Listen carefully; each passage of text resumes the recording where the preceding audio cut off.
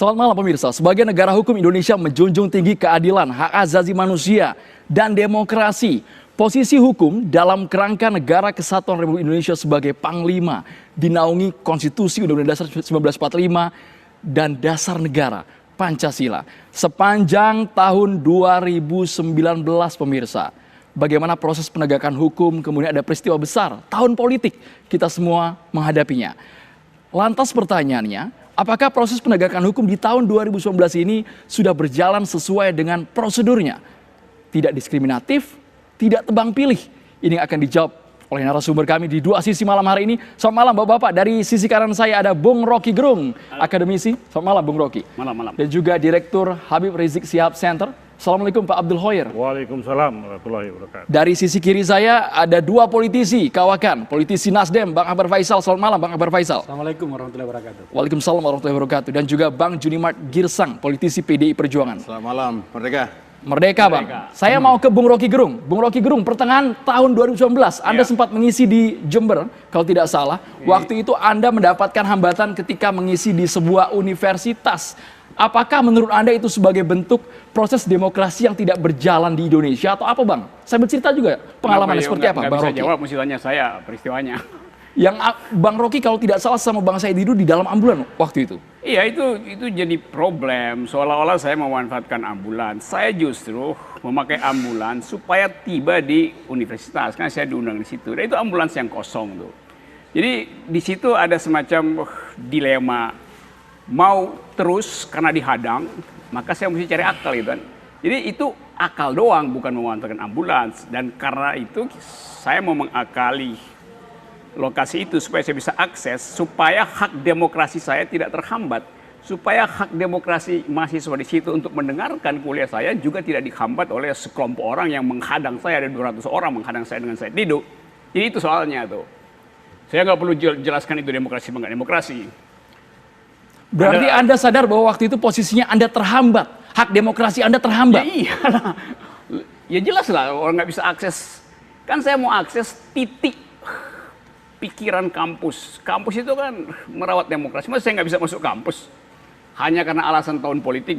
Justru dalam tahun politik kita mesti bongkar seluruh persembunyian manipulasi politik dalam pemilu. Kan saya nggak punya partai waktu itu. Kayaknya saya datang sebagai akademisi. Namun Bang Rocky, apakah ada pihak yang menganggap Anda terlalu kritis, terlalu tajam ke pemerintah tanpa dasar, tanpa data mungkin? Ya nggak tahu, saya nggak peduli pihak mana itu. Nggak penting buat saya pihak. Yang penting hak saya untuk bicara tidak dihalangi oleh kekuatan manapun. Apalagi bicara di kampus. Forum ilmiah diundang resmi oleh universitas. Baik. Dan sampai sekarang masih berlaku. Beberapa bulan lalu juga saya masih dihambat ke Aceh, ke Padang, ke Palembang. Ketika pemilu udah selesai, hambatan itu masih ada. Jadi itu tanda tanya besar. Apa yang terjadi sebetulnya? Baik, Bang Akbar Faisal. Bung Rocky Gerung merasa bahwa hak demokrasinya terhambat. Bukan saya bahkan merasa. Sampai sekarang gitu ya, Bang Rocky ya. Sampai pasca Pilpres juga Anda merasakan itu sendiri, Bang Akbar Faisal. Saya berada bersama dengan Pak Rocky kalau urusan seperti itu. Bagi saya pribadi soal berbicara pada saat kita mengagungkan yang namanya kita negara demokrasi kedua terbesar bahkan gitu ya, tapi masih ada yang seperti itu, saya mengatakan bahwa saya tidak membenarkannya. Dan saya ikut memprotes apabila Pak Rocky ya, orang yang sangat kritis, bahkan kadang-kadang melelahkan kritisnya itu. Tapi menurut saya tidak boleh dilarang seperti itu. Persoalannya adalah apakah kemudian benar itu pelarangan atau sesuatu yang dilebih-lebihkan. Saya tidak terlalu tertarik untuk membahas itu. Tetapi kalau ternyata itu adalah poin yang dipersoalkan, saya katakan saya tidak pernah setuju. Bukan hanya kepada Rocky, kepada siapapun. Yes. Yang persoalannya adalah kita, apakah kita cukup mampu untuk mempertanggungjawabkan apa yang kita katakan.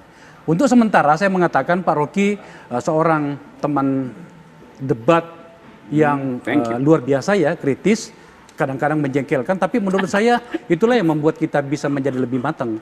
Itu kalau Anda bertanya saya kepada personally Akbar Faisal. Karena menurut saya orang-orang seperti kita lah yang harus memberikan penguatan kalau Anda bicara tentang demokrasi. Tapi secara perspektif bangsa, Anda tidak akan bisa tangguh kuat apabila tak ada orang yang bisa menunjukkan kelemahan-kelemahan Anda. Rendra mengatakan sesekali keluarlah dari rumahmu untuk melihat lubang-lubang yang mungkin tidak kau lihat dari dalam rumahmu. Rocky adalah orang yang bisa melihatkan barangkali bahwa apakah itu murni karena dia melihat lubang itu atau dia ingin membuat-buatnya, biarkan publik yang menilainya. Sebab kita juga tidak akan mau lagi dianggap orang bodoh untuk mengatakan orang ini cerdas beneran apa tidak. Saya jujur mengatakan bahwa pada beberapa bagian saya menikmati perdebatan dengan Rocky. Kecuali pada beberapa bagian yang menurut saya terlalu jauh ya. Tapi itulah demokrasi. Kalau Anda bertanya saya soal itu. Baik, Bang Junimat, catatan Anda, catatan proses penegakan hukum sepanjang tahun 2019 ini. Ya, yang pertama tentu saya harus sampaikan bahwa demokrasi itu adalah milik rakyat ya, milik rakyat, dan tentu karena itu milik rakyat, semua hak mengulangkan pendapat, ya hak berekspresi diatur oleh undang-undang. Ini dulu, poinnya ini dulu ya. Nah, ketika hak demokrasi tersebut disalahgunakan dalam arti penyesatan atau provokasi, maka ini harus dilarang. Perintah undang-undang begitu. Ya, itu perintah undang-undang. Yang kedua, kalau disebutkan tadi mengenai Bung Rocky, saya hanya bisa menangkap sepintas, saya tidak ikuti masalahnya, ambulans atau apapun itu. Yang saya tangkap ada alasan dari aparat penegak hukum. Mungkin pada waktu itu yang Bung Rocky tidak paham, tidak tahu atau tidak sadar bahwa setiap statement dia itu ya bisa melukai rasa anak bangsa misalnya. Ya kan? Maka oleh karena itu tentu yang kita harapkan ke depan ya, saya dengar beberapa kali Bung Rocky ini suka, bukan dihambat, suka sering dipertanyakan untuk misi kehadirannya dalam narasumber. Itu yang membuat Anda pernah melaporkan Rocky Gerung? Bukan. Maksud saya sebaiknya Bung Rocky itu melihat ke depan secara cerdas dan santun. Ya, yang pertama, yang kedua, ini kan diskusi di sini. Oke. Yang kedua, tidak memprovok dan tidak semakin senang apabila masalahnya semakin ramai. Tidak boleh begitu. Selesaikanlah masalah secara cerdas dan santun dan cerdaskanlah anak bangsa ini dengan keilmuan kita yang ada. Oke. Saya kira Bang Rocky. Iya, saya tidak suka diatur-atur karena saya anggap di dalam demokrasi orang itu hanya bertanggung jawab pada argumennya gitu. Jadi dalam kasus misalnya soal Pancasila itu yang saya sebut Pak Jokowi tidak paham. Kan saya harus memilih mengucapkan Pak Jokowi paham atau mengucapkan Pak Jokowi tidak paham. Dua-duanya pendapat. Kalau saya bilang Pak Jokowi paham Pancasila, saya harus buktikan dalil itu. Dan itu susah buat saya. Kalau saya bilang Pak Jokowi tidak paham, lebih mudah saya buktikan. Jadi saya bertanggung jawab atas argumentasi saya, bukan atas sopan santun, nggak sopan santun. Bagaimana kalau saya bilang, oke, Pak Jokowi tidak paham, tapi saya ucapkan dengan sangat santun. Maka saya nggak kena delik itu atau nggak dilaporin. Jadi jangan lihat bungkusnya. Karena nggak mungkin pikiran itu diaudit oleh cara mengucapkan. Itu poinnya. Nanti kalau saya bilang Jokowi tidak paham Pancasila, itu pendapat saya.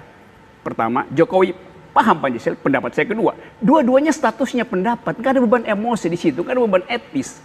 Jadi nanti kalau pakai versi Pak Yunimar, kebebasan berpendapat adalah kebebasan untuk memuji presiden.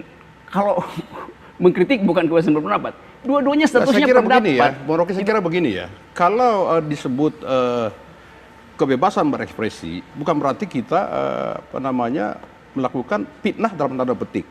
Mengkritik boleh-boleh saja. Tapi kalau Bung Rocky mengatakan Pak Jokowi dan Presiden tidak paham Pancasila, saya kira ini terlalu naif bagi kalau saya bilang Pak Jokowi paham Pancasila, bagaimana mungkin seorang Pak Jokowi, presiden kita ini tidak paham Pancasila, sementara dari sikap perilaku dia itu menunjukkan nilai-nilai Pancasila, bukan Pak. soal perilaku, pengertian dia tentang Pancasila. Pak mau pengertian atau perilaku, Pak? Saya begini, saya hormati pendapat Pak Junimar. Kita mau pengertian itu apa? Benar, begitu. Gini ya, saya terangin pelan-pelan ya. Kita jangan berhayal, Pak. Saya tidak berhayal, saya kasih tahu poin saya ya. Kita lihat realita, jangan hayalan terus. Punya pendapat Jokowi paham Pancasila. Pendapat Junimar menghina saya. Karena bagi saya dia tidak paham. Kan dua-duanya pendapat kan. Anda mesti buktikan bahwa Pak Jokowi paham Pancasila. Saya bisa buktikan bahwa Pak Jokowi tidak paham Pancasila. Dua-duanya pendapat statusnya. Jadi jangan kasih emosi di situ. Itu cuma pendapat. Bukan emosi, Pak. Bukan emosi. Sekarang begini, Pak. Pak Rocky mengatakan Pak Jokowi tidak paham. Saya mau tanya, di mana ketidakpahaman beliau? Saya mau terangkan sekarang. Silakan, Pak. Silakan, Pak. Saya terangkan? Silakan, Pak. Sedikit saja, Bang Rocky, waktunya untuk menerangkan. Jokowi akhirnya pidato mengatakan bahwa kami beri BPJS itu gratis pada sekian banyak orang itu. Loh, itu bukan demokrasi, itu bukan Pancasila, itu memang kewajiban presiden. Nah, itu perintah undang-undang. Saya Jadi, tambahkan. ini dulu ya. Jadi kalau seseorang melakukan sesuatu yang diperintahkan undang-undang, itu saya nggak bisa kasih pujian. Karena itu memang tugas dia. Kalau dia katakan, oke, saya batalkan kenaikan BPJS, itu saya kasih pujian. Karena dia melakukan sesuatu beyond the call of duty. Yang melampaui, sebetulnya dia bisa naikin tapi dia nggak naikin. Jadi dia pro pada justice. Waktu dia naikkan, dia tidak pro pada justice. Banyak lagi. Saya kasih contoh waktu itu soal lingkungan. Presiden mengatakan, saya putuskan untuk memindahkan ibu kota. Soal lingkungan diriset belakangan. Nah, itu kan dungu kan? Kan mesti diriset dulu baru putusan politik kan? Sekarang diputuskan lebih awal, baru disuruh riset. Bagaimana kalau riset Maksudnya yang begini, membatalkan, saya kira coba? begini ya. Saya kira Bung Rocky ini perlu masuk ke dunia politik. Ya, dunia Buat politik. apa saya masuk ke Begini, politik? sebentar. Biar Pak Rocky ini Mengamati dari jauh sebentar. itu lebih tajam daripada Kalau ada di dalam. hanya pengamat, Kalau Pak. Anda adalah di dalam Sebentar, Pak. potret, Kalau Anda- hanya Bang pengamat, Rocky, kita Pak, kasih kesempatan Bang kita Jimmy terlebih sama dahulu. dengan menonton bola sebagai penonton, Pak. Oke, Kita ribut sendiri, yang main yang sibuk, Pak. oke.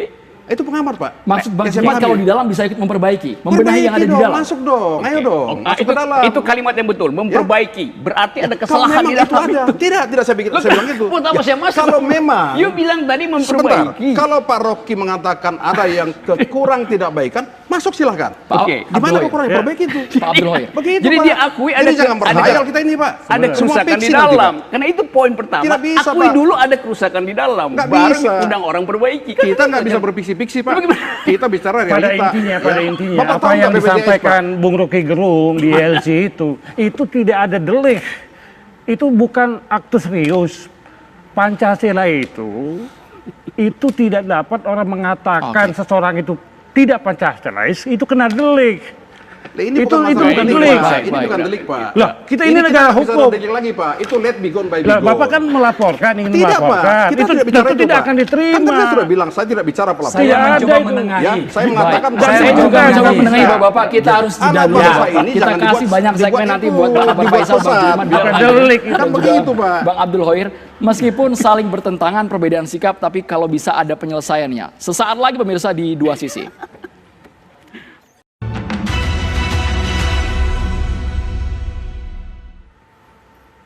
Langsung kita beri kesempatan kepada Pak Abdul Hoyer. Bagaimana catatan penegakan hukum di Indonesia dan Ya, juga demokrasi. saya mau teruskan tahun yang tadi 2019 yang ini. belum tuntas itu.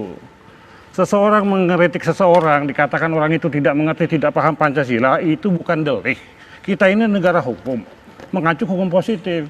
Undang-Undang 24 tahun 2009 itu tentang bendera, bahasa, lambang negara, lagu kebangsaan.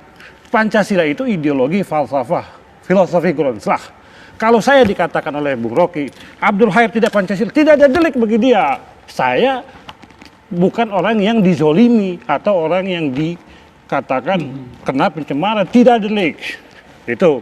Nah, kalau dikatakan bagaimana sistem penegakan hukum saat ini, belum berjalan dengan baik, bahkan di level yang terendah. Mengapa penegakan hukum itu mengacu ke aksiologi? Aksiologi hukum kita itu kepastian hukum yang adil, kesamaan kedudukan di muka hukum. Itu tertulis secara jelas. Pasal 28 D ayat 1. Nah, sekarang itu tidak ada, belum berjalan. Begitupun demokrasi, hak asasi manusia, persekusi, kriminalisasi. Itu demikian beragam. Contoh kasusnya Dan yang paling sistemik mencolok apa Pak Abdul Hoyer? meluas. Contoh kasus yang paling mencolok di tahun 2019 ini menurut Anda? Banyak pihak yang dianggap lawan politik atau yang terhubung dengan lawan politik atau yang mengkritisi kebijakan pemerintah itu dikriminalisasi. Contoh yang paling besar itu Habib Rizik. Dia mengatakan sesuatu dengan sistemnya itu forum internum, bagian dari hak asasi manusia, kebebasan berpendapat yang diakui oleh HAM, yang diakui oleh undang-undang pelarangan terhadap diskriminasi ras etnis, dan diakui, dijamin oleh konstitusi, oleh hukum internasional. Tetapi Habib Rizik apa yang didapatkan ketika dia berlawanan pendapat? Diasingkan dengan pencengkalan terselubung. Ini jelas kebijakan pemerintah melanggengkan kekuasaan itu dengan pendekatan hukum. Hukum itu menjadi alat kekuasaan untuk menindas. Memang hukum itu membutuhkan kekuasaan. Tanpa ada kekuasaan adalah angan-angan. Tetapi apabila kekuasaan tanpa hukum itu kezaliman. Baik. Tidak dapat diterima dalam konsep negara hukum yang Bang Akbar Faisal, demokratis. ada kesulitan di sana. Ya, gini, tadi kan ini belum selesai antara Pak Rocky dengan Pak Junimar. Saya tadi berjanji untuk menengahi, tidak sok tahu, tetapi kira-kira beginilah. Pada bagian tertentu saya itu tidak perlu merasa tersinggung apa yang dikatakan Rocky. Meskipun saya pernah dibilangi apalah banyak macam gitu ya. Karena menurut saya selain faktor-faktor yang bisa berdampak berisiko hukum dari kalimat itu, sebenarnya ada hal yang lebih substansial juga sebenarnya, adalah tentang etika dan kearifan. Saya tidak perlu menghakimi saudara Rocky untuk semua yang dikatakannya meskipun saya dongkol. Sebab pada bagian tertentu dia sudah mendapatkan risiko dari itu. Orang yang pertama mencintainya tiba-tiba kemudian mengatakan, oh Rocky berlebihan. Kita jangan beranggapan bahwa orang yang mendengarkan narasi apapun yang keluar dari mulut kita itu menerima apa adanya. Ada risiko-risiko dari situ. Ya, Harus mampu mempertanggungjawabkan. Iya, maka kemudian saya lebih tertarik untuk masuk pada tema hari ini yang mengatakan tentang catatan hukum dan demokrasi. Saya tertarik soal itu. Kalau Anda bertanya, bagaimana penanganan hukum dan demokrasi sepanjang 2019? Kita jangan lihat presidennya ya. Karena kan kita selalu membawa masalah itu pada siapa orang. Bahwa dia adalah presiden tertinggi Pak Jokowi, iya. Tetapi kan sebenarnya demokrasi itu tidak hanya ditentukan oleh ia. Tapi menyambung dari pernyataan Pak Abdul Hoir, lawan-lawan politik dikriminalisasi. Saya tidak perlu menanggapi Pak Hoir. Karena dari lembaganya saja kan kita sudah tahu apa yang menjadi apa. Lo jangan dikaitkan ke lembaga dong, Bang. Oke, tentu saja jangan dong. Saya hadir di sini sebagai akademisi. Paham. Seolah-olah HRS Center itu adalah tidak memberikan kontribusi kepada bangsa dan negara ini hanya sebagai lawan politik yang seperti ini kan. Tapi saya tidak perlu menanggapinya. Beliau memperjuangkan apa yang menjadi concernnya, itu hak dia. Tapi sebenarnya saya ingin mengatakan gini, hari ini sebenarnya harusnya kita konsen pada apa yang menjadi problem hukum dan demokrasi kita. Saya mencatat misalnya, saya orang partai politik, tapi saya tidak cukup tidak perlu terlalu berlebihan untuk memasang harga bahwa hari ini memang parpol kita bermasalah kok. Hasil penelitian saya, karena saya kebetulan ngambil kajian tentang oligarki, hasil penelitian saya, peran parpol hari ini sungguh-sungguh sangat mengkhawatirkan. Dalam hal pemilu legislatif tahun 2019 ini, itu saya temukan yang langsung oligarki kekuasaan pada tingkat lokal, 147 anggota DPR yang ada sekarang di parlemen, itu adalah langsung produk dari oligarki kekuasaan yang berkuasa di situ. Dalam hal pilkada terakhir, dua pilkada langsung kan itu, saya temukan 74 bupati dan gubernur yang merupakan produk dari oligarki itu. Itu problem dari kita. Apa kemudian selanjutnya? Pemilu berbiaya tinggi. Yang notabene kemudian ternyata diakibatkan oleh ada kita over yang namanya peraturan dan perundang-undangan. Anda mungkin dengar, kita rencana untuk melakukan omnibus law kan gitu ya. Dalam hal permen saja, peraturan menteri, ada 14.334. Ini semualah yang menghambat demokrasi kita. Bukan hanya soal ucapan Rocky. Rocky adalah bagian dari situ. Akbar Faisal adalah bagian dari situ. Hoir adalah bagian dari situ. Tapi saya ingin kita melihat sesuatu yang lebih besar. Itu catatan demokrasi kita. Hal-hal seperti inilah sebenarnya yang perlu kita lihat secara keseluruhan. Bahwa Rocky kadang-kadang menjengkelkan, aku udah kadang-kadang jengkel, tapi ketika dia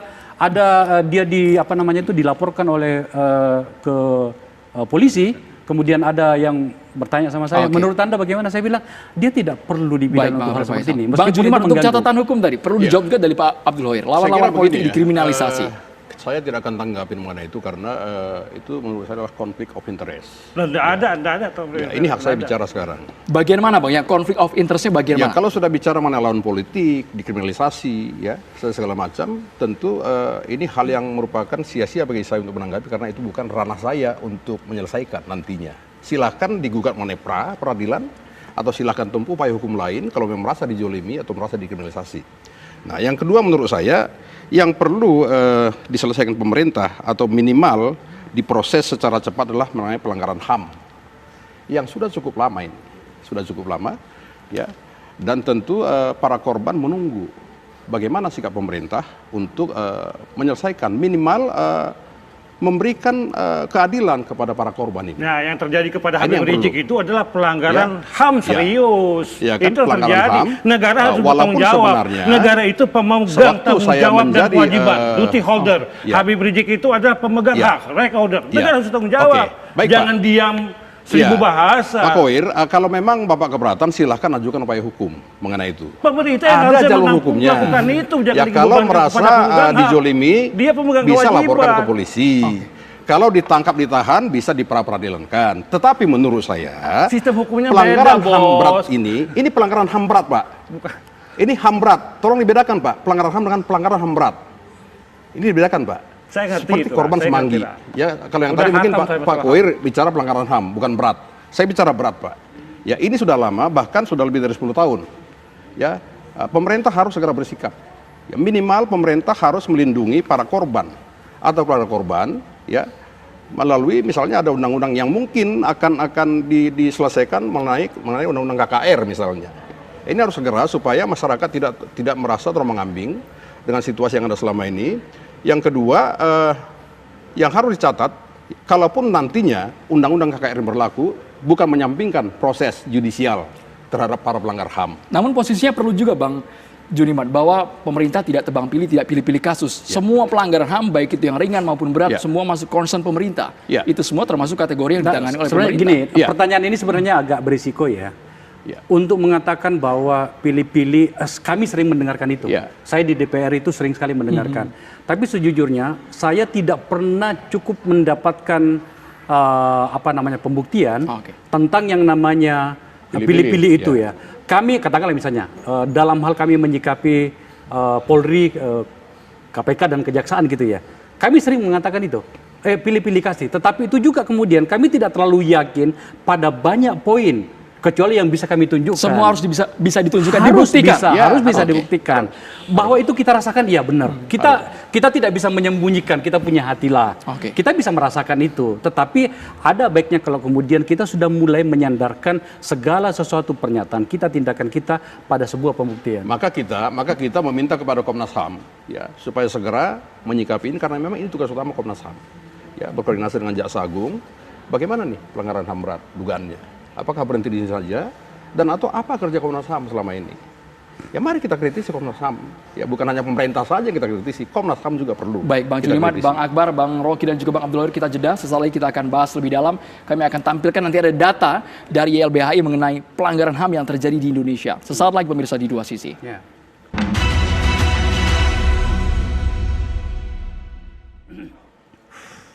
Pemirsa, sebelum kami lanjutkan diskusi, berikut akan kami tampilkan ini data dari Yayasan Lembaga Bantuan Hukum Indonesia sepanjang tahun 2019.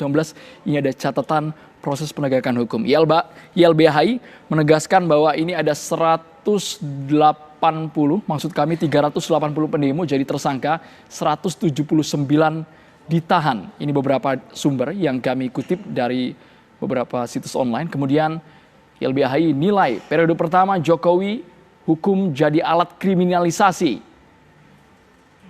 Selanjutnya ini sumber dari tempo.co. YLBHI sebut periode kedua Jokowi makin kelam bagi demokrasi. Ukurannya ketika beberapa nama yang berurusan dengan hukum tidak ditindaklanjuti. Ada 6.128 korban pelanggaran kebebasan berpendapat. Bahkan jumlahnya 51 tewas. Bapak-bapak pasti masih ingat dengan aksi besar-besaran yang terjadi di Jakarta. Ada aksi menolak RKPK. Bung Rocky melihat data seperti ini, apa pandangan Anda? Saya setuju itu karena saya ikut berkali-kali bikin riset tentang itu di YLBHI itu. Nah, satu hal mau saya terangkan dulu nih buat Pak Yudimar terutama, atau banyak orang yang selalu bikin perbandingan. Ini pelanggaran HAM berat, ini ringan itu. Konteksnya lain, dalam keadaan perang, dalam keadaan konflik politik, memang pelanggaran berat. Tapi nggak bisa yang dalam konteks peperangan ideologi, pertarungan politik besar-besaran dibandingkan dengan yang sekarang. Sehingga misalnya contoh, Habib Rizik bukan pelanggaran berat. Justru dia berat karena kita udah demokratis itu loh. Kalau kita nggak demokratis itu Pak Harto ya oke, itu memang pasti berat itu. Tapi ketika kita demokratis dan ada satu individu ditelantarkan di negeri sana, jauh dari sini, dan tidak ada proteksi, itu pelanggaran HAM berat. Karena dia potensi untuk dihilangkan oleh orang lain itu. Jadi dalam keadaan itu kita mesti clear bahwa pelanggaran HAM berat dan ringan itu bukan soal mana yang penting, mana yang nggak penting. Itu konteksnya aja. Dua-duanya adalah pelanggaran karena negara tidak ambil bagian dalam memproteksi hak itu. Yang kedua, sering dikatakan bahwa Pak Jokowi sedang berupaya untuk mempertahankan demokrasi, bahkan meningkatkan demokrasi dengan segala macam soal. Jangan salah, itu gini ya. Jokowi itu tiba ketika Indonesia sudah demokrasi. Oke. Jadi nggak ada poin Jokowi naikin demokrasi itu. Yang mau ditanyakan kenapa terjadi penurunan demokrasi. Kita minta pertanggungjawaban pada Jokowi justru. YLBHI minta pertanggungjawaban. Karena di era Jokowi jumlah pelanggaran hak asasi manusia meningkat. Pelanggaran terhadap hak sipil juga turut meningkat. Jadi kita bertanya kenapa justru ketika sudah demokrasi di era pemerintahan ini indeks demokrasi kita turun. Jangan katakan Jokowi lagi meningkatkan demokrasi. Enggak, Jokowi tiba ketika ini sudah demokrasi. Satu hal yang sering disodorkan ke saya, bandingkan Pak Rocky. Kalau Anda ada di zaman Soeharto, udah hilang kepala Anda tuh. Jadi mau dikatakan bahwa kepala saya dijamin karena di zaman Jokowi. Jokowi juga dijamin kepalanya itu karena saya dan teman-teman mahasiswa 98 itu menghasilkan demokrasi. Oke. Jadi itu perbandingan yang ngaco gitu. Seolah-olah di zaman inilah kebebasan berpendapat dihasilkan. Salah sekali, Pak Jokowi itu hasil dari kebebasan berpendapat. Sejak Ibu Mega, Gus Dur, SBY sudah ada kebebasan berpendapat. Jadi jangan bandingkan dengan zaman Harto itu. Anda kalau di zaman Harto udah dibui, memang semuanya akan dibui pada zaman itu. Baik, Bang Juliman. Jadi saya mau terangkan tadi bahwa supaya kita kalau bikin perbandingan itu betul-betul ketat alat bandingnya. Bang Juliman. Iya, saya kira begini ya, yang disebut pelanggaran itu ya berat, ringan, sedang atau apapun namanya, ya disebut pelanggaran ketika itu sudah terbukti dan diputus pengadilan.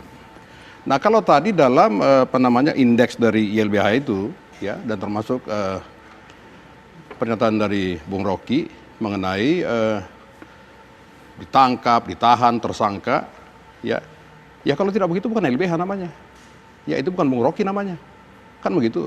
Tapi semua ini tentu masih dalam koridor hukum. Kalau misalnya ya 380 tersangka, 19 ditahan, tentu ini unsur sudah memenuhi menurut saya. Tidak mungkin juga penegak hukum itu melanggar hukum, Pak. Ya, di negara ini tidak dikenal melanggar hukum, menegakkan hukum dengan cara melanggar hukum tidak dikenal di sini, Pak. Nah, kalau seseorang merasa hak dia dilanggar, silakan ajukan upaya hukum, Pak. Ada pra-peradilan. Dari awal sudah saya bilang. Bisa menggugat ke pengadilan, saya sudah pernah lakukan itu Pak, atas klien saya. Terbukti Pak, pengadilan memutuskan memang hak klien saya dilanggar Pak. Ada wadah-wadah hukumnya Pak, jalankan itu. Jadi kita tidak perlu bicara kemana-mana. Ada Pak, ini negara hukum, restart. Lakukan segala sesuatu dengan jalan hukum pada saja. restart ada alurnya masing-masing harus Iya dipatuhi. tentu. Gini, tidak boleh kita memprovok, tidak boleh kita menyesatkan anak bangsa ini Pak. Kasihan Pak anak bangsa ini Pak. Ini kekacauan berpikirnya di situ. Jadi seolah-olah setiap kali ada semacam perselisihan dibawa ke ranah hukum gitu kan. Demokrasi itu tidak memerlukan hukum karena kita percaya pada percakapan antar manusia, kemampuan berargumentasi, etika yang tadi disebutin. Jadi kalau segala sesuatu Hukum dibawa itu kan dibuat gini, untuk menata. karena itu Iya. setiap kali ada kasus dibawa ke hukum, kita ingin menghukum. Jadi Kalau Pak pemerintah Rocky itu punya kebiasaan, pokoknya gua hukum gitu. Kalau Lalu Pak demokrasi Rocky buat ya apa, sudah gitu? berbicara kesesatan berpikir, kita sudah masuk ke filsafat Pak. Ya kalau Nggak kita sudah perlu bicara filsafat kok. Pak, itu kesesatan berpikir itu adalah istilah filsafat Pak. Jadi saya nggak juga suka. pernah sekolah filsafat. Jadi Saya pernah sekolah Pak. Oke. Saya di Parahyangan dulu Pak. Oh, Saya kalau pernah- ngerti kenapa Jadi kalau protes? kesesatan berpikir ini nggak selesai Pak. Apanya? Siapa mencari siapa nanti Pak? Gimana coba? Ulangi. Kalau filsafat Pak, siapa mencari siapa? Nggak ketemu Pak. Nggak ketemu. Siapa mencari siapa? Iya itu filsafat Pak. Ya tahu. Terus Anda nggak suka itu? Bukan tidak suka Pak. Terus? Tidak selesai masalah Pak. Jadi selesainya Telur pakai dulu apa? atau ayam dulu atau telur. Itu bagian filsafat Pak. Ya, maksud saya segala masalah karena negara hukum selesaikan secara hukum. Oke, Pak. itu di situ salahnya. Tidak tuh. perlu kesesatan berpikir segala macam. Negara hukum tertinggi itu tidak perlu demokrasi akhirnya kan. Untuk apa kita ada demokrasi kalau setiap hari Anda ingin menghukum orang itu? Loh kok demokrasi menghukum orang bagaimana? Lu setiap kasus kecil bawa ke hukum tuh, laporin polisi. Ngapain? Jadi hukum itu Ini kan negara hukum Pak. di dalam negara hukum, demokrasi itu yang utama. Hukum itu paling nggak di ujung dikasih. Di situ prinsip negara hukum. Kalau Iya. negara hukum seperti yang Anda bayangkan, Iya. ini artinya negara otoriter melalui hukum, itu bukan negara demokrasi. Iya Pak, saya sudah mengatakan demokrasi adalah hak bicara Pak. Hak bicara itu adalah hak anak bangsa. Tidak boleh dihambat Pak, tidak boleh dikekang. Tetapi ada aturan hukum yang mengatur tentang hak bicara Pak. Ini yang perlu. Jadi, aturan hukum itu untuk memungkinkan Iya. orang bicara, bukan untuk membatalkan orang bicara. Tidak, tidak Pak. Tidak Teman-teman, Pak. Di dalam Teman-teman. demokrasi, hukum itu Ya. dibuat untuk memungkinkan orang bicara, bukan Ya. untuk melarang Dalam dia bicara. koridor Kayak yang gini. tidak melawan Ya, hukum. ya, Gini, Pak. koridor Pak, Anda gini. itu menghambat. Dua orang ini sebenarnya di ujungnya nantinya akan bertemu. Satunya berbicara tentang masa depan, sekaligus juga berbalik ke belakang, satunya berbicara tentang kekinian. Pak Rocky, sekarang ini kami setidaknya dulu ketika saya masih di Komisi Oke. 3 bersama dengan Pak Junimart, teman-teman di Komisi 3 itu sudah mulai berbicara banyak tentang restoratif justice. Oke. Sebenarnya kan yang Anda inginkan restoratif justice. Yes. Ya. Dan kami mendukung. ke arah situ. Bagaimana kemudian orang yang berkelahi di jalan hanya karena persoalan anak yang berkelahi, orang tuanya ikut berkelahi dan kemudian harus diproses hukum. Proses-proses seperti ini kadang-kadang memang membuat kita lelah sebagai sebuah bangsa. Maka banyak sebenarnya upaya yang sedang kita lakukan, termasuk katakanlah misalnya tentang rencana Omnibus Law itu tadi. Saya ingin mengatakan gini sebenarnya, kita berada pada sebuah fase di mana kita sedang berusaha untuk menuju ke masa depan, pada saat sebenarnya masa lalu itu masih kuat menarik kita. Bahasa yang diungkapkan oleh seorang Rocky itu bahasa yang tidak banyak orang pahami dan kadang-kadang berlebihan. Saya memohon kepada sahabatku Pak Rocky, pada titik tertentu berikanlah ruang untuk permakluman bahwa tidak semua orang bisa memahami bahasa Anda yang kadang-kadang berlebihan. Katakanlah misalnya contoh Presiden tidak memahami Pancasila. Sebenarnya Pak Rocky tidak ingin mengatakan begitu, tetapi karena diungkapkan di televisi dan Pak Rocky menginginkan sesuatu, itulah televisi ya. Memang saya maksudkan karena saya bisa buktikan makanya itu saya kan. makanya saya bilang tadi bahwa sebenarnya alangkah baiknya kalau kemudian diksi itu disesuaikan Ya, nggak dengan bisa sama. lah, masa saya- Paham diksi Pak? saya Bung Rocky, diatur. saya orang yang sangat paham apa yang Anda maksud. Oke. Tetapi gini, memang berisiko juga ini. Oke, saya minta Ya, semua orang Andromeda bahasa ya. Pak menafsirkan itu dengan Agak baik. berisiko juga Andromeda. Kalau kemudian kita terlalu banyak terjebak ke masa lalu, maka kita juga tidak maju ya. Pilihannya apa sekarang ini? Maka kalau saya memilih pada wilayah kearifan, menunjukkan masa depan tapi dengan cara yang arif. Oke. Iya. Yang tadi disampaikan itu normatif. Yang kita bicarakan ini empiris, fakta, data yang tentu sudah terverifikasi. Fakta dan Gitu. data kita bisa ungkapkan dengan bahasa yang bermartabat. Benar, saya bermartabat. Iya. Saya bermartabat. Saya tidak mau tidak bermartabat karena itu bukan orang Islam kalau tidak bermartabat. Jadi itu pertanyaan itu, jawaban itu harus sinkron dengan faktanya. Faktanya sekarang bagaimana yang kita lihat? Ada tebang pilih, ada pilih kasih. Berapa banyak orang yang melakukan penodaan, penistaan terhadap agama tidak dilakukan proses hukum dengan baik dan benar. Abu Janda, Ade Armando yang pra-peradilan sudah mencabut SP3-nya tahun 2017 sampai sekarang tidak dilakukan. Tapi kan harus melalui proses penyelidikan, harus bisa dibuktikan itu semua. Sudah dibatalkan SP3-nya. Oke. Sudah kembali tersangka. Terus lagi Victor Leksodat, Sukmawati yang dihentikan penyelidikannya. Tidak ada nomenklatur dalam KUHP penghentian penyelidikan. Yang ada penghentian penyidikan. Ini intinya penerapan hukum kita sekarang ini modelnya ini bukan responsif, represif. Sehingga menjadikan kekuatan itu bertumpu kepada hukum. Hukum menjadi alat kekuasaan. Ini yang masalah. Masalah besar ini.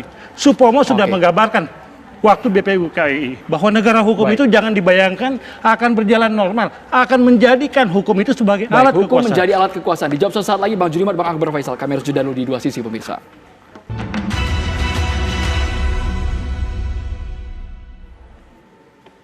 Pernyataan Pak Abdul Hoir tadi, hukum dijadikan alat kekuasaan. Bang Junimart terlebih dahulu menanggapi.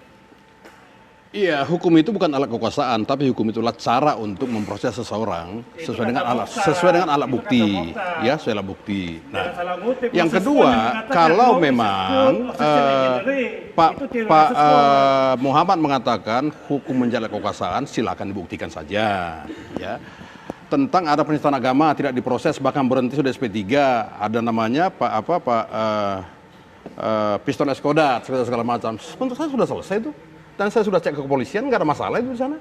Nah, apakah sekarang Pak Ramadan sudah pernah ya langsung bertemu dengan penyidiknya, langsung bertemu dengan direkturnya untuk menanyakan ini. Begitu Pak. Demo berkali-kali. Bukan demo Pak, tanyakan Demo kita langsung, udah ada ONC. tanyakan langsung mana proses kerjanya, mana buktinya.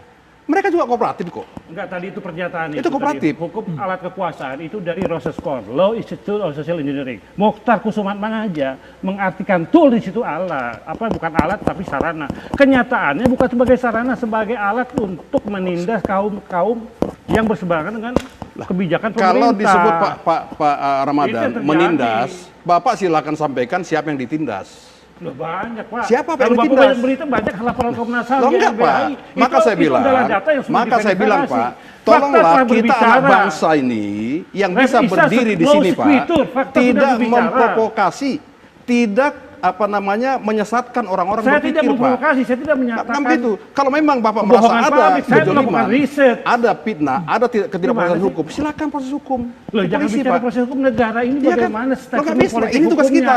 Politik Saya, hukum Pak, itu dicorakkan Pak Ramadan. dengan sistem politik Saya, yang Pak dibangun Ramadan. dalam rangka Pak Ramadan. penegakan hukum Pak itu Hoir bagaimana. namanya. Ya. Pak Hoir. Abdul Hoir, Pak Abdul Hoir. Abdul Hoir Ramadan kan namanya kan? Iya. Oh. Abdul Ramadan. Saya jadi saya agak panggil bingung. Ramadannya Pak. Kan begitu. Saya Pak Ramadan, ya walaupun saya DPR, Iya. ketika ada rakyat, ya khususnya di dapil saya, yang minta bantuan hukum karena dijolimi, saya akan turun Pak. Nah itu semua orang Pak, Sebentar bukan Pak. Bapak saja. Kita Sebentar Pak. sesuai Sebentar Pak. aktivis hukum Saya melakukan hal cross check yang ke sama. Polres Simalungun misalnya. Pak Kapolres, tolong datanya ini. Mereka tunjukkan kok. Ini Pak prosesnya. Artinya apa? ya. Yang bohong itu adalah rakyat saya dalam tanda petik Pak. Nah ini Pak. Nah Pak Ramadan sudah pernah nggak cross check ini Pak? Kita Kepolisian. sudah pra-peradilan, Ade Armando itu faktanya udah dicabut SP3-nya, tidak dilakukan. Yang lain demikian lama pelaporan itu tidak jelas unjuk rimbanya bagaimana. Giliran pihak kita langsung dengan cepat diproses. Ini kan ada pilih kasih dalam penegakan hukum. Mestinya. Bagaimana mengkonsepsikan hukum itu yang Bukankah adil? itu sebuah gambaran bahwa tidak Lah, terbukti, itu tidak kenyataan. bisa. Fakta sudah Oke. berbicara yang Kalau Pak disampaikan Ramadan Komnas bicara HAM, begitu, YLBHI, ya. kajian-kajian akademik Bukan, Pak menyatakan Ramadan. bahwa negara hukum kita Kalau Pak ini Ramadan sudah bicara dipertanyakan. begitu, saya ingat Pak semester 1 Pak, the man in the street. Oke. Bapak pakai istilah itu Pak. Bapak baca gak Hukum laporan? itu adalah ramah lalu lintas oleh tukang Nggak, beca Pak. Abang baca gak laporan World Justice Project? Saya baca Pak. Hasilnya Saya baca. apa? Hasilnya apa? Saya baca Pak. Iya, hasilnya apa? Semua dalam hasilnya proses, apa? Pak. Lah, sebentar Lo Pak. nggak tahu. 20% indeks kepuasan masyarakat Pak, terhadap aparat penegak hukum. sebentar, 20% minim. Hasil itu Pak harus diuji Pak. Lo ini kan penelitian, Bang. Penelitian itu diuji Pak. Semua diuji Pak. Udah diuji Ada dengan hipotesa metodologi Pak. tertentu. Ada hipotesa Bukan Pak. diuji di pengadilan. Lo nggak bisa Pak. Pengujian itu melalui Sebentar, Pak. metodologi. Semua itu melalui responden Pak. Benar-benar respondennya. Hasil responden Kalau tidak Bapak bisa keberatan, menjawab, Pak. Bapak dibikin lagi. Lo nggak riset. bisa Pak, nggak bisa. Nggak Semua bisa, Pak. hasil penelitian mesti diuji Pak. Penelitian Ya. diadu dengan penelitian, Bapak bukan sekolah dengan Pak. pikiran seseorang Bapak secara sekolah. pribadi. Nggak Ini kita bisa. semua sekolah Pak. Semua hasil penelitian Baik, kita diuji Bang Pak. Juniman, Sesuai Bang itu, Abdul Pak. Hoir, Lo iya Bang dong, Akbar Faisal, diuji, Pak. Bang Akbar Faisal. Ini tidak bisa kita Kita dengarkan bulat, Pak. perspektif dari Nggak Bang bisa. Akbar Faisal. Begitu. Bang Juniman Bapak ditahan mesti dulu. memiliki tandingan terhadap Nggak tandingan. Bang hasil Abdul Hoir itu. dan juga Jadi, Bang Pak, Juniman bicara ditahan. dengan Kita kasih diuji, kesempatan Pak. Bang Akbar Nggak Faisal. tandingan, hormati hasil Kalau penelitian. tandingan, Pak. Baik, Bapak, Bapak, ditahan dulu Bapak. Bagaimana Bang Akbar Faisal silakan. Iya, iya, Baik, iya. Pak Abdul Hoir, Iya. ditahan dulu Bang Abdul Hoir. Baik. Bang Akbar. Kesadaran akan hak seorang warga negara terhadap bangsa negaranya, hak dan kewajibannya itu berbanding lurus dengan kesadaran tentang masa depan bangsa itu sendiri. Apa yang dipertunjukkan oleh dua orang pintar kita hari ini yang berantem dan saya biarkan, saya dengan Rocky membiarkannya, adalah salah satu dampak dari kesadaran yang semakin besar itu. Sebenarnya ini tinggal diarahkan saja sebagai sebuah komunitas bernama bangsa untuk kemudian kita lebih kristalisasi lagi tentang kesadaran itu. Oke. Misalnya ketika ada sesuatu seperti yang dikeluhkan oleh Pak Hoir, maka kemudian dia melakukan mekanisme yang resmi. Bernama apa? Penegakan hukum. Kadang-kadang memang kita kecewa Pak Hoir, bukan cuma Anda saja. Kami saja yang anggota DPR, misalnya dulu ketika saya masih anggota DPR, itu juga kadang-kadang merasa, ini kok nggak benar gitu loh. Ada sesuatu yang tidak benar. Tetapi ini adalah kesepakatan besar. Dan kita koreksi. Iya, kita koreksi. Bahwa kemudian Bapak tidak puas, bukan cuma Bapak, kita semua kok. Kesempurnaan itu tidak akan pernah datang sebab bangsa ini berproses. Maka menurut saya sebenarnya yang perlu kita lakukan adalah membuat peradaban hukum kita menjadi semakin baik. Dan itu harus kita tunjukkan bersama. Dengan cara kita bertutur, dengan cara kita memandang masalah.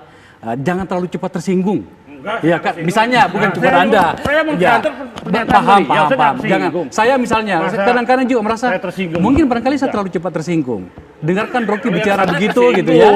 Nah, Jangan menurut saya- baperan ya, Bapak. Iya, Ya, jangan jangan baperan. baperan ya. Yang penting adalah sebenarnya adalah kesadaran itu bahwa selain kebebasan yang harus ada pada kita karena itu sifatnya sangat hakiki, ada juga batasan-batasan bernama etika dan undang-undang. Oke, Bang Rocky. Yaitu bernama etika dan undang-undang. Karena itu, kalau kita terlalu banyak hukum, itu pertanda demokrasi nggak jalan. Itu di mana-mana dalilnya begitu tuh. Nah, saya mau terangkan ke depan itu bahwa pemerintah akan menghadapi banyak problem yang nanti akan mengganggu segala macam impian Pak Jokowi tentang Indonesia, ekonomi, segala macam itu. Misalnya soal omnibus law ini nih, di tingkat pekerja itu. Itu wordingnya itu menghina pekerja. Pekerja itu disebut di situ easy hiring and easy firing, mudah dipekerjakan sekaligus mudah digusur, mudah diberhentikan. Jadi ini betul-betul negara yang nggak paham tentang tadi keadilan sosial bagi seluruh rakyat Indonesia. Jadi kalau saya bilang pemerintah nggak paham Pancasila, memang betul omnibus law itu bertentangan dengan Pancasila, sehingga timbul istilah apa namanya buruh yang terlunta-lunta gitu. Precarious proletariat. Dan kita ingin agar supaya ada pikiran baru tentang masa depan. Yang kedua, soal Uyghur. Itu dia cuma bilang kami akan pakai soft diplomacy. Oh, ini dalam urusan HAM nggak ada soft diplomacy. Itu tuntutan publik internasional. Masa soft diplomacy? Jadi soal-soal begituan yang harusnya diperbaikilah. Mumpung masih ada sisa hari tahun baru, jadi sambil liburan tuh coba Presiden tuh renungkan apa yang dia lakukan selama ini. Terima kasih banyak Bang Rocky, Bang Akbar Faisal, Bang Junimat, dan juga Bang Abdul Wahid. Kita tatap bagaimana kualitas penegakan hukum dan juga catatan demokrasi tahun depan, tahun 2020. Semoga makin baik di mana ada masyarakat, di sana ada hukum. Saya Ruben Merkuri, terima kasih. Sampai jumpa. Terima kasih banyak buat gue. Bang Rocky, thank you Bang.